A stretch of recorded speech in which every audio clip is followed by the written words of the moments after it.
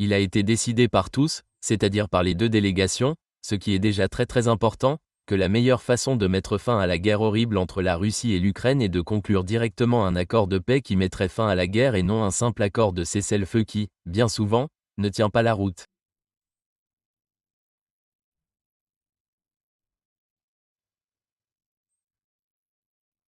Nous devons prendre une minute pour examiner ce qui est dit ici.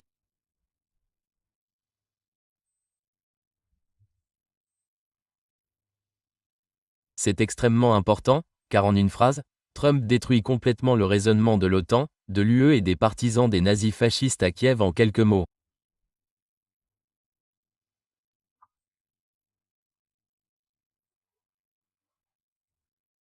C'est donc ce qu'il veut vraiment et c'est ce que Poutine a réussi à faire comprendre à Trump. C'est là que le ton du sommet de l'Alaska entre en jeu.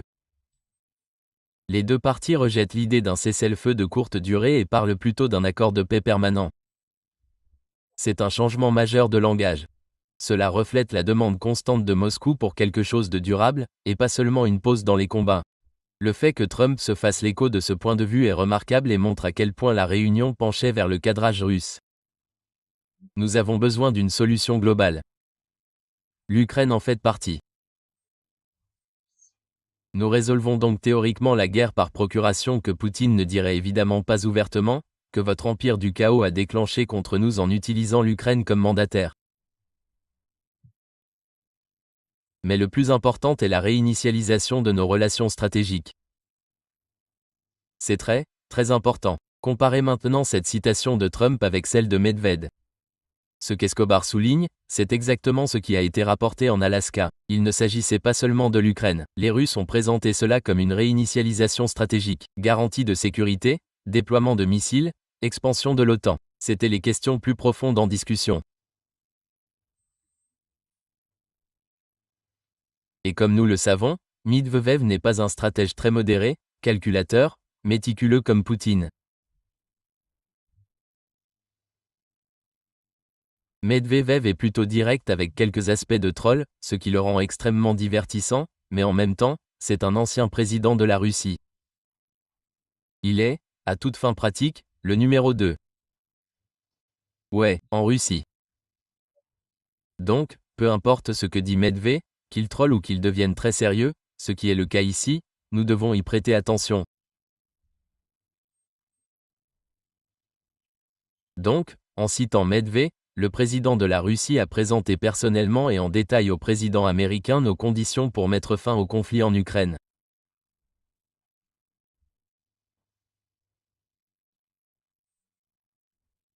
C'est extrêmement important, car nous pouvons voir à la réaction de Trump qu'il commence enfin à comprendre le tableau et qu'il a dû écouter Poutine lui-même.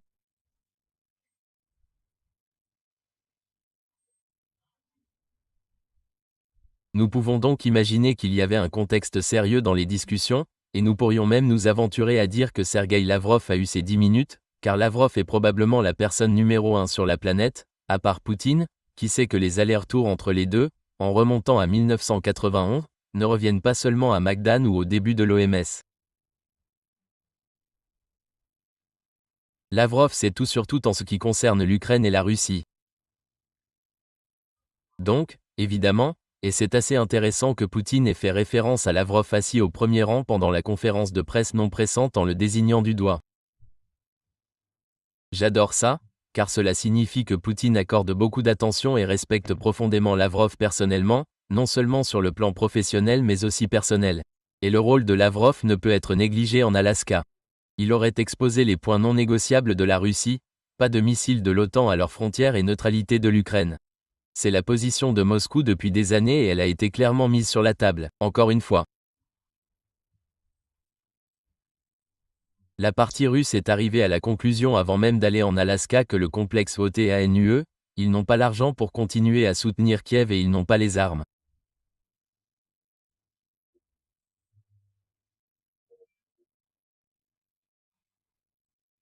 Même s'ils commencent à acheter des tonnes d'armes américaines payées en euros, ce qu'ils n'ont d'ailleurs pas, ils doivent d'abord obtenir les euros en payant des taux d'intérêt exorbitants pour acheter ces armes américaines, puis ils peuvent envisager de recommencer à militariser Kiev.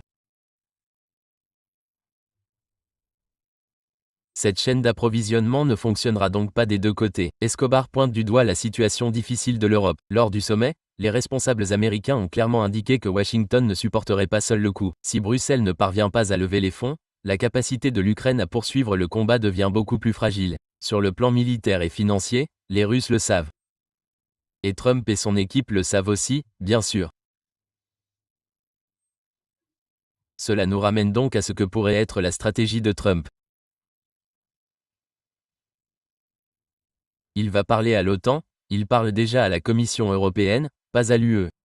Vous ne pouvez pas imaginer Trump décrocher le téléphone pour appeler Bruxelles et parler à la méduse toxique. Oubliez ça. Il va parler à l'OTAN uniquement parce que c'est l'OTAN qui compte. Et ils ont dit, écoutez, nous essayons de trouver une solution, etc. D'accord? Quelle est votre position? Et nous savons quelle est la position. La position de l'OTAN est la position américaine. Et puis nous avons tous les chihuts qui aboient à droite et à gauche. D'accord? Vous voulez donc continuer la guerre et nous essayons de trouver une solution globale à tout. D'accord? La guerre est à vous. Trouvez donc l'argent pour acheter nos armes et payez-nous en euros à partir de maintenant. C'est tout. Très, très simple. Le message de Trump aux dirigeants de l'OTAN était direct. Si vous voulez la guerre, vous la payez. Ce langage direct a déstabilisé les capitales européennes, mais il reflète la réalité.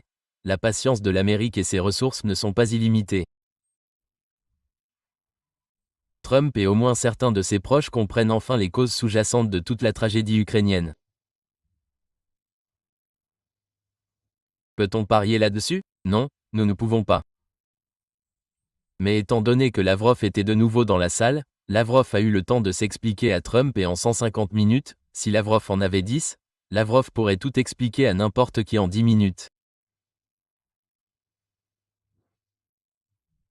C'est donc très, très important et bien sûr, c'est du business. Pourquoi Trump veut-il un accord global et une réinitialisation des relations stratégiques entre les États-Unis et la Russie? Essentiellement des accords commerciaux, et qu'en est-il du pétrole et du gaz, une fois de plus, dans l'Arctique et en Sibérie orientale? C'est donc très, très important. Ok, laissez-moi voir les dates. Je crois que c'était le même jour. Où est-ce? Oui, le jour même de la réunion en Alaska. Signer un décret. Très, très important. Et avec ce décret, il sera possible pour ExxonMobil de revenir en Russie et de recommencer à investir dans Sakhalin 1. L'énergie devait toujours en faire partie. Le jour même du sommet, Poutine a signé un décret autorisant Exxon à réintégrer le projet Sakhalin 1. Cela représente des milliards de dollars de chiffre d'affaires potentiel et un signe que toute relance américano-russe sera d'abord motivée par le pétrole et le gaz. Avant de continuer, voici quelque chose qui mérite d'être pris en compte. Chaque fois que vous vous retrouvez face à un adversaire beaucoup plus puissant, si vous avez déjà été blessé dans un accident, vous savez que la vraie douleur commence souvent après l'hôpital. Formulaires interminables, errements d'assurance et offres de règlement qui couvrent à peine les factures. C'est pourquoi je garde un œil sur Morgan & Morgan, le plus grand cabinet américain spécialisé en dommages corporels. Plus d'1 millier d'avocats, plus de 500 000 clients servis. Et sachez que plus de 25 milliards de dollars ont été couverts jusqu'à présent. Une famille de Floride s'est vue offrir 350 000 dollars. Morgan & Morgan a porté l'affaire devant les tribunaux et a gagné 12 millions. Cela montre ce que peut faire une bonne équipe juridique. Le meilleur dans tout ça, c'est que vous ne payez que s'il gagne pour vous. Cela prend environ 60 secondes pour commencer. Vous pouvez commencer votre réclamation ici même en scannant le QR code à l'écran avec l'appareil photo de votre téléphone ou en cliquant sur le lien dans la description. Répondez simplement à quelques questions rapides et leur équipe s'occupe du reste pendant que vous vous concentrez sur votre rétablissement. Donc, si jamais vous êtes blessé et avez besoin de renfort, vous pouvez vous adresser à Morgan & Morgan, car dans une lutte contre les géants de l'assurance, il est utile d'avoir la plus grande armée juridique à vos côtés.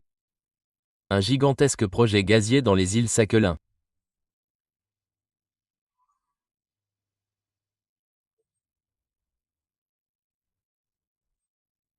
En octobre 2022, c'est une histoire très importante, car en octobre 2022, la gestion du projet Sakhalin 1 a été transférée à Rosneft dans son intégralité par l'intermédiaire d'une filiale de Rosneft.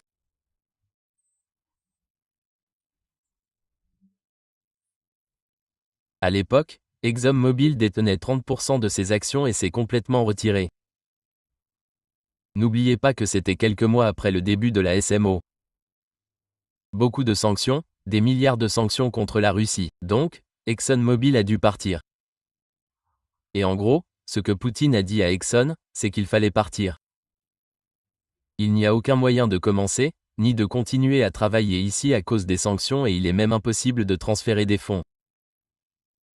Exxon détenait donc 30% des parts de ce gigantesque projet d'application gazière. Les autres faisaient partie du projet. Ils sont restés une entreprise indienne et une entreprise japonaise. Mais Exxon s'est retiré et vous savez combien Exxon a perdu en quittant le marché russe et plus précisément ce projet ? 4,6 milliards de dollars. Cela représente beaucoup d'argent dans l'univers du pétrole et du gaz aux États-Unis et dans l'univers de Trump. Nous devons donc permettre à ExxonMobil de revenir en Russie. Cela signifie que Trump 2.0 étudie déjà les sanctions à lever pour qu'ExxonMobil puisse revenir à Sakhalin.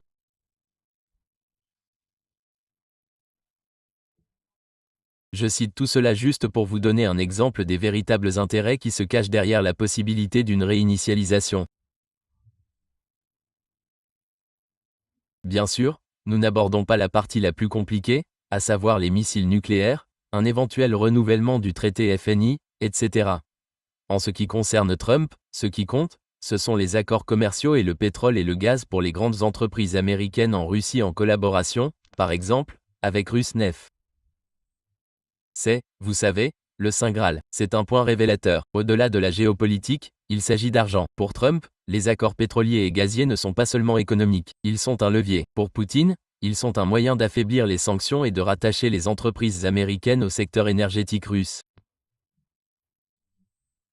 Ces prochaines semaines vont être pour le moins incandescentes, car maintenant, dans un certain sens, la balle est dans le camp de Trump et c'est le test politique. Trump a quitté l'Alaska avec l'optique du progrès, mais il doit maintenant le vendre chez lui contre les élites bien ancrées à Washington et les sceptiques en Europe. Ce sera bien plus difficile que de serrer des mains à Anchorage. Il ne pourra pas le faire accepter, mais il devra essayer d'expliquer à cet immense univers l'opposition à la paix en Ukraine et même l'opposition à la normalisation des relations entre les États-Unis et la Russie, ce qui a été discuté en Alaska et ce qui devrait suivre. Bien sûr, Zelensky est un acteur de second plan. Cela ne compte pour rien, et son successeur a déjà été choisi. C'est déjà un énorme problème, car si le successeur, par des moyens douteux, est vraiment zouche, nous revenons à la case départ.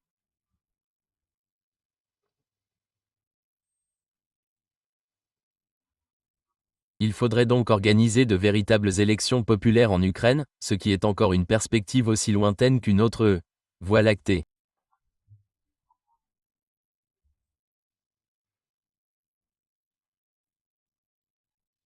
Et bien sûr, n'oublions pas les gens qui dirigent le spectacle aux États-Unis, les élites atlantistes et ces familles célèbres dont on ne peut manifestement pas prononcer les noms.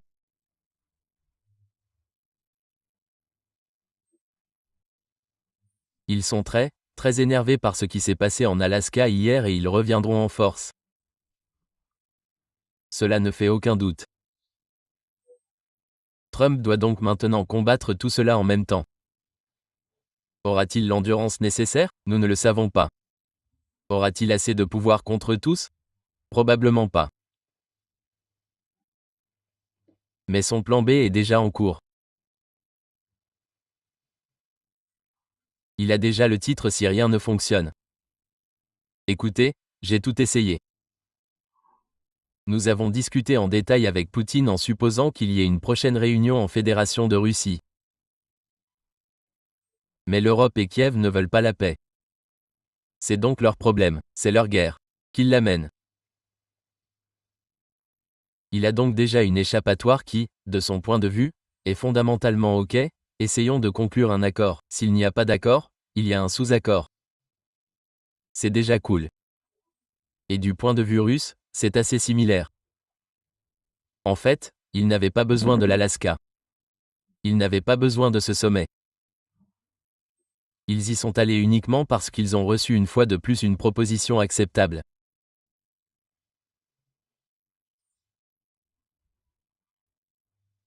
Si la proposition ne se concrétise pas, ils pourraient même continuer à investir aux côtés de l'administration Trump dans une sorte de normalisation des relations américano-russes, en contournant même l'Ukraine.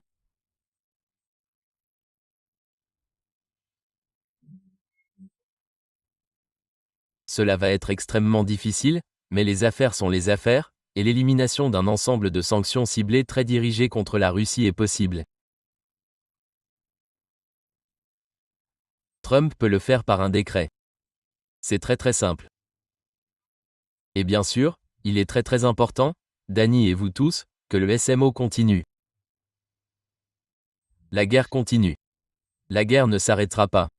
C'est le paradoxe de l'Alaska. Les deux dirigeants ont parlé de paix, mais tous deux ont convenu que la guerre continuerait entre-temps. Cela signifie que les combats, les pertes, les destructions, rien de tout cela ne s'arrête pendant que les diplomates discutent.